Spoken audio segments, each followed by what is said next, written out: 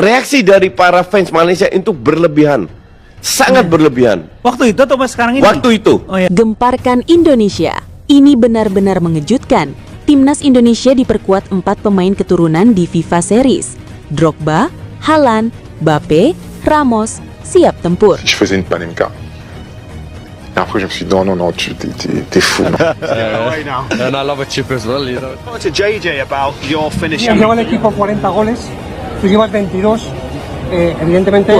Waduh, sangat meresahkan Malaysia iri dengan Indonesia. Tentu kita harus fokus kembali lawan Malaysia seperti yang saya sampaikan kemarin. Tonton sampai akhir ya, ini sangat-sangat menarik dibahas. Bek sayap yang berkarir di kasta kedua Liga Belanda ini sempat mendapat pertanyaan apakah dirinya bisa bermain untuk timnas Indonesia. Pasalnya, pemain yang berposisi mirip dengan Calvin Verdong ini punya nama yang menjadi ciri khas orang-orang keturunan Maluku meski dia kini tinggal di Belanda. Gelombang naturalisasi timnas Indonesia kembali menyeruak ke publik menyusul kedatangan pelatih baru John Hartman jelang FIFA Series bulan Maret. Setelah peresmiannya, John Hartman bahkan secara terang-terangan menyebut kalau dirinya akan ke Eropa untuk memantau beberapa diaspora. Di sana, John Hartman menjelaskan jika dia ingin mengamati para pemain diaspora yang memiliki kecerdasan taktikal hingga kenyang pengalaman internasional. Anda butuh pemain yang sudah merasakan intensitas dan kecerdasan taktik sepak bola dunia dan sepak bola internasional. Jadi, saya akan terus merekrut pemain yang memiliki karir bagus, tegasnya. Oleh karenanya, belum lama ini John Hartman berangkat ke Eropa. Di sana, ia menemui sejumlah pemain timnas Indonesia seperti Dean James, Kevin Dix, dan Jay Itzes. Walau begitu, bukan tidak mungkin jika dalam agendanya ke Eropa, John Hartman juga menemui diaspora yang belum berkesempatan bela timnas Indonesia. Apalagi, Direktur Teknik Alexander Zwiers juga telah menyiapkan database mengenai para pemain diaspora di Eropa yang bisa gabung ke skuad Merah Putih. Tak sedikit nama yang telah dikaitkan dengan timnas Indonesia. Beberapa dari mereka bahkan punya statistik yang luar biasa mentereng di Eropa. Dari semua itu, ada satu bek kasta kedua Liga Belanda yang tampaknya luput dari sorotan. Padahal namanya sangatlah mencerminkan keturunan Indonesia. Adalah Jairo Tehubijuluh, bek sayap milik klub Belanda MVV Maastricht. Sang pemain diketahui punya garis keturunan Indonesia dari kakek neneknya asal Pulau Saparua. Lahir tanggal 26 Mei 2005, Jairo Tehubijuluh berposisi sebagai sayap kiri, seperti halnya Calvin Verdong di timnas Indonesia. Namun kelebihannya, ia juga bisa main sebagai bek tengah. Sejak kecil, bek sayap berpostur 180 cm tersebut telah bergabung dengan Akademi MVV Maastricht. Ia promosi ke tim U18 pada musim 2021-2022.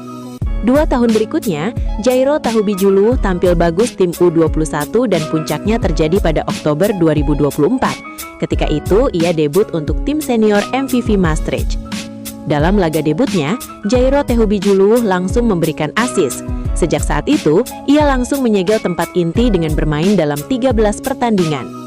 Punya kelebihan sebagai pemain berkaki kidal, gaya permainan Jairo Tehubijuluh juga dipadukan dengan ketahanan fisik hingga ketetapan teknis ala Eropa.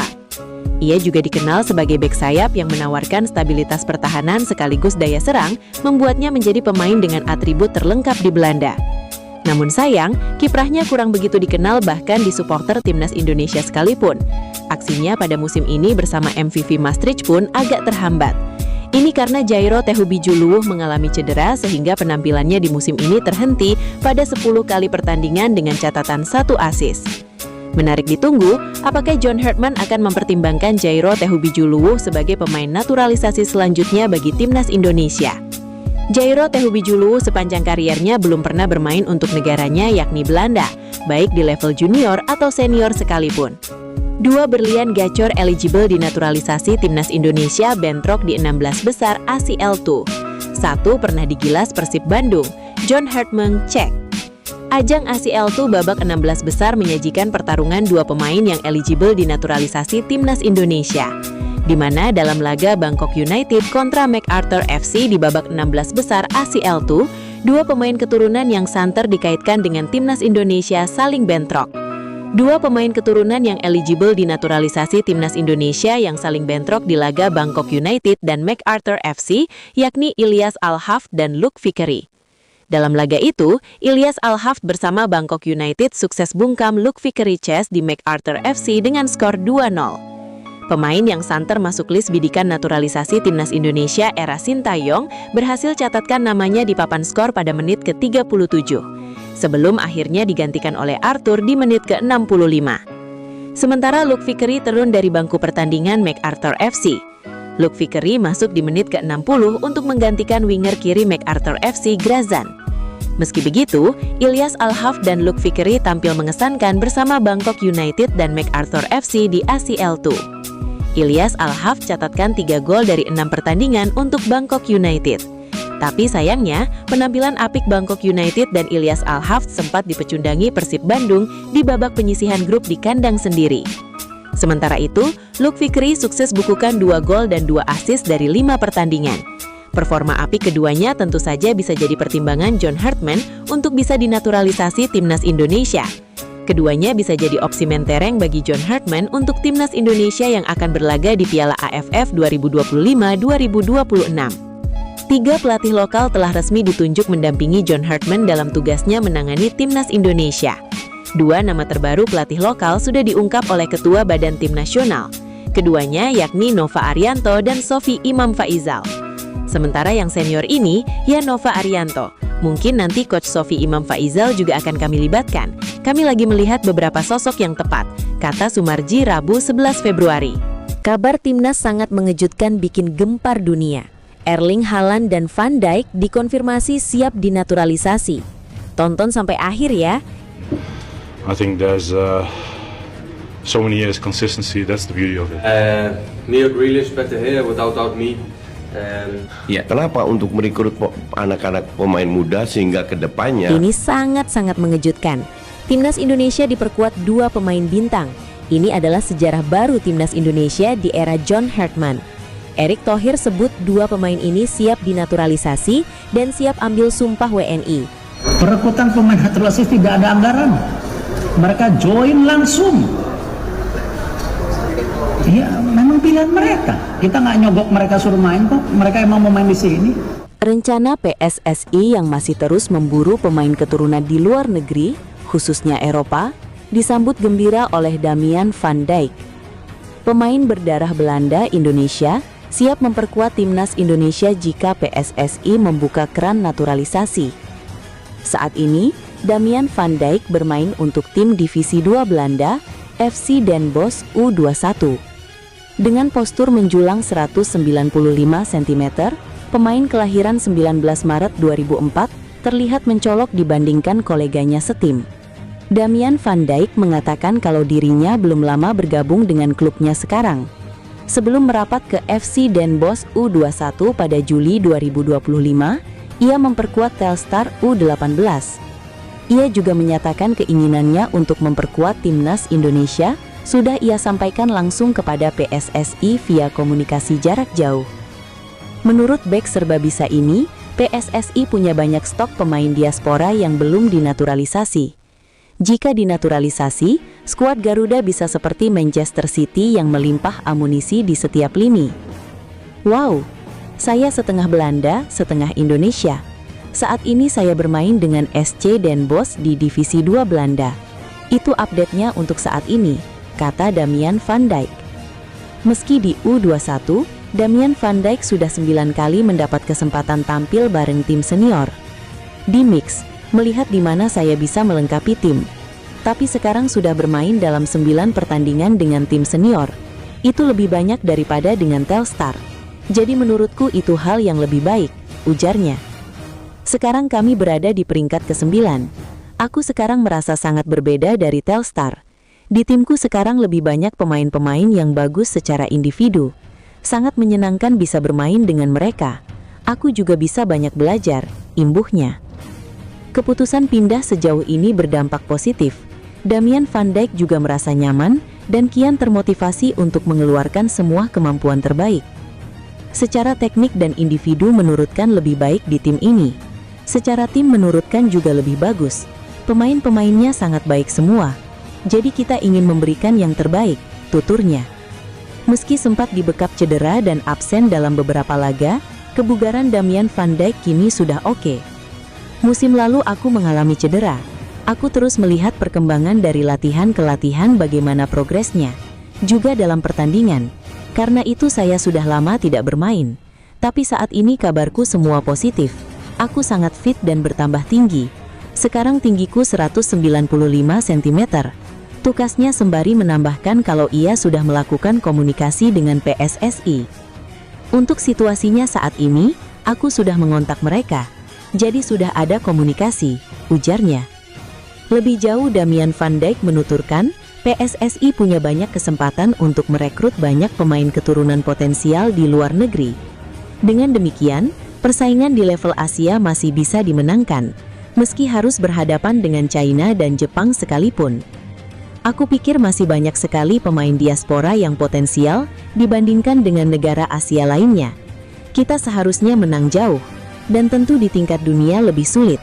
Tapi di Asia kita bisa bersaing dengan negara-negara lain seperti China dan Jepang, tandasnya. Jika PSSI bisa mewujudkannya, maka timnas Indonesia akan kuat seperti Manchester City karena melimpah stok di setiap lini. Untuk mencapai level itu, kita butuh lebih banyak pemain-pemain potensial. Dan ya, aku pikir masih banyak pemain diaspora yang potensial. Karena tim seperti Manchester City punya 3 pemain yang bagus di setiap posisi. Jadi kamu nggak tahu akan selalu bermain, karena permainan akan sangat ketat. Kamu juga harus kerja keras setiap saat. Dan ya, kalau timnas Indonesia seperti itu, maka pemain-pemain di setiap posisi akan bekerja lebih keras lagi. Pungkas Damian van Dijk. FIFA resmi merilis jadwal pertandingan turnamen FIFA Series 2026, yang berlangsung di Jakarta pada tanggal 27 dan 30 Maret 2026 mendatang. Selain Indonesia, turnamen FIFA Series 2026 yang akan bermain di Stadion Gelora Bung Karno Jakarta ini akan diikuti 3 negara tersebut berasal dari konfederasi berbeda, yaitu Bulgaria, UEFA, Kepulauan Salomon, OFC, dan Saint Kitts and Nevis, CONCACAF. Setiap tim akan berhadapan 2 kali. Timnas Indonesia dijadwalkan bakal melawan Saint Kitts dan Nevis pada Jumat, 27 Maret 2026, pukul 20.00 WIB. Pada hari yang sama, Bulgaria akan melawan Kepulauan Salomon pada pukul 15.30 WIB. Pemenang dari 2 pertandingan itu bakal tampil di final FIFA Series pada Senin, 30 Maret 2026. Sesama negara yang kalah juga akan saling berhadapan. Perebutan tempat ketiga pada 30 Maret 2026 dijadwalkan bermain pada pukul 15.30 WIB. Untuk laga puncak direncanakan kick-off pukul 20.00 WIB. Bagi timnas Indonesia, turnamen ini menjadi ajang debut pelatih baru John Hartman untuk skuad Garuda. Hartman, pelatih asal Inggris, resmi diperkenalkan sebagai pelatih timnas Indonesia pada Selasa, 13 Maret 2026. Dari sisi peringkat FIFA, saat ini Indonesia berada di peringkat 122, Bulgaria di posisi 88, Kepulauan Salomon di peringkat 152, dan Saint Kitts and Nevis di posisi 154. Turnamen FIFA Series, yang sebelumnya dikenal sebagai FIFA World Series, merupakan ajang 2 tahunan yang menghadirkan pertandingan persahabatan internasional antar negara dari berbagai konfederasi. Ajang FIFA Series pertama kali digelar pada tahun 2024. FIFA Series 2026 total akan menampilkan 48 tim nasional yang terbagi ke dalam 12 grup, masing-masing berisi 4 tim, dan akan digelar pada jendela pertandingan internasional bulan Maret dan April. Penunjukan Indonesia sebagai tuan rumah tidak hanya menjadi bukti kepercayaan dunia terhadap kemampuan Indonesia menyelenggarakan event internasional, tetapi juga membuka peluang bagi timnas Indonesia untuk berkembang ke level lebih tinggi. FIFA telah resmi meluncurkan jadwal untuk perhelatan FIFA Series 2026 dengan Jakarta ditunjuk sebagai salah satu tuan rumah pada 27 dan 30 Maret mendatang. Momen ini disambut optimisme Ketua Umum PSSI Erick Thohir yang melihatnya sebagai panggung ideal untuk menguji kekuatan baru timnas Indonesia di bawah arahan pelatih anyar, John Hartman. Sebelum itu, Kepala Analis Persejajah Zikri Lazuardi sudah lebih dulu menjadi pendamping Hartman. Zikri bahkan telah menemani Hartman saat hadir menyaksikan pertandingan Persib Bandung vs Malut United 6 Februari. Hal ini berarti sudah ada 4 pendamping Hartman di timnas Indonesia. Satu nama lain adalah tangan kanan Hartman yang sudah bekerja sama dalam waktu lama, yakni Cesar Meilan. Kolaborasi erat Meilan dan Hartman telah menghasilkan prestasi bersejarah, termasuk medali emas Olimpiade Tokyo 2021 bersama timnas putri Kanada, 2 medali perunggu Olimpiade, dan membawa timnas pria Kanada lolos ke Piala Dunia 2022 setelah penantian panjang selama dekade-dekade. Terkait nama-nama pelatih lokal lainnya yang sedang dijajaki PSSI, Sumarji enggan berterus terang. Jika nantinya sudah terang, Sumarji baru akan membocorkannya. Kemungkinan besar nama-nama yang akan menjadi asisten pelatih timnas Indonesia ini akan diumumkan sebelum FIFA Series 2026 pada akhir Maret nanti. Ini benar-benar di luar dugaan. 2 pemain naturalisasi baru timnas Indonesia siap tampil di FIFA Series. John Hartman datangkan pemain Eropa ke Indonesia. Siapakah dia? Tonton sampai habis ya. Anggota Komite Eksekutif atau Eksekutif Komite PSSI, Arya Sinulinga, menjawab soal kemungkinan perekrutan pemain naturalisasi baru dari Eropa buruan John Hartman. John Hartman sudah berkunjung ke Eropa melihat aksi-aksi pemain timnas Indonesia jelang agenda skuad merah putih dalam FIFA Series. Pada awal perkenalan sebagai pelatih timnas Indonesia, Hartman sempat menyebutkan rencana mencari pemain baru untuk dinaturalisasi. Apakah Hartman sudah membawa Bueno, en ningún momento hablamos de contrato económico, hablamos de dinero. La Casa Rayada. Estamos en nuestra nueva casa. Vamos a ver lo que es. Waduh. Ini sangat-sangat gila. Sergio Ramos dikonfirmasi siap perkuat timnas Indonesia. Saya yakin negara-negara di Asia Tenggara nggak berdiam diri, ya. Ini benar-benar di luar dugaan. Sergio Ramos akui sudah dihubungi PSSI. Ini adalah kesempatan untuk timnas Indonesia untuk menjuarai FIFA Series. Benar-benar mengejutkan. Inilah skuad termewah timnas Indonesia di FIFA Series. John Hartman turunkan pemain bintang untuk perkuat timnas Indonesia di FIFA Series. Tonton sampai habis ya. Sebanyak 3 pemain ini sudah di ACC FIFA untuk dinaturalisasi dan memperkuat timnas Indonesia. Vous accompagner dans cette mission, toi et Antoine. Oui, j'ai parlé avec Antoine parce qu'il était... Timnas Indonesia memasuki era baru dengan John Hartman ditunjuk sebagai kepala pelatih. Ia akan memimpin skuad Garuda selama 2 tahun dengan opsi perpanjangan selama 2 tahun lagi. Tantangan pertama John Hartman di timnas Indonesia akan terjadi pada Maret mendatang. Tim Merah Putih bakal berlaga dalam turnamen FIFA Series 2026 yang digelar di Stadion Utama Gelora Bung Karno. Timnas Indonesia dijadwalkan bertemu Saint Kitts and Nevis pada pertandingan pertama 27 Maret 2026. Jika meraih kemenangan, Jai Idzes dan rekan-rekannya akan menantang pemenang duel antara Bulgaria dan Kepulauan Solomon. Partai final akan digelar di Stadion Utama Gelora Bung Karno pada 30 Maret. Adapun laga perebutan peringkat ketiga juga akan berlangsung di venue yang sama pada tanggal tersebut. Setelah itu, Rizky Ridho dan kawan-kawan akan menghadapi turnamen Piala AFF 2026. Timnas Indonesia bergabung di grup A bersama Vietnam, Kamboja, Singapura, serta Brunei Darussalam atau Timor Leste. Jelang debutnya bersama Timnas Indonesia, menarik juga dinantikan pemain naturalisasi yang akan direkrut oleh John Hartman. Apalagi, beberapa posisi dianggap masih kekurangan pemain. Berikut 3 pemain yang sudah mendapat ACC dari FIFA dan bisa dinaturalisasi untuk memperkuat Timnas Indonesia. Pemain MacArthur FC ini mengaku sudah dikontak langsung oleh pelatih Timnas Indonesia, John Hartman. Hal ini memperbesar peluangnya untuk dinaturalisasi dan menjadi bagian skuad Garuda. Luke Vickery mengaku memiliki darah Indonesia dari sang nenek di jalur ibu yang lahir di Medan, Sumatera Utara. Selain itu, ia juga bisa memperkuat Amerika Serikat atau Australia. Pemain 20 tahun ini berposisi sebagai winger dan sedang mendapat sorotan di Liga Australia pada musim ini. Ia bermain sebanyak 20 laga untuk MacArthur FC dan berhasil mencetak 5 gol serta 3 assist. Jika berhasil dinaturalisasi, Luke Vickery bisa menjadi tambahan tenaga baru, khususnya di lini depan Timnas Indonesia. Ilyas Al-Haf tengah menjalani periode yang cukup mengesankan bersama Bangkok United di Liga Thailand. Dalam 25 laga yang telah dimainkan musim ini, ia sukses mencetak 6 gol dan 2 assist. Winger 28 tahun tersebut memiliki darah Indonesia dari kakek dan neneknya yang berasal dari Solo, Jawa Tengah. Hal ini membuatnya tidak akan sulit jika ingin dinaturalisasi. Kehadiran Ilyas Al-Hafd akan membuat lini depan, khususnya di sektor winger, semakin tebal. Selain itu, pengalamannya bermain di kompetisi Asia Tenggara akan membuatnya lebih mudah beradaptasi.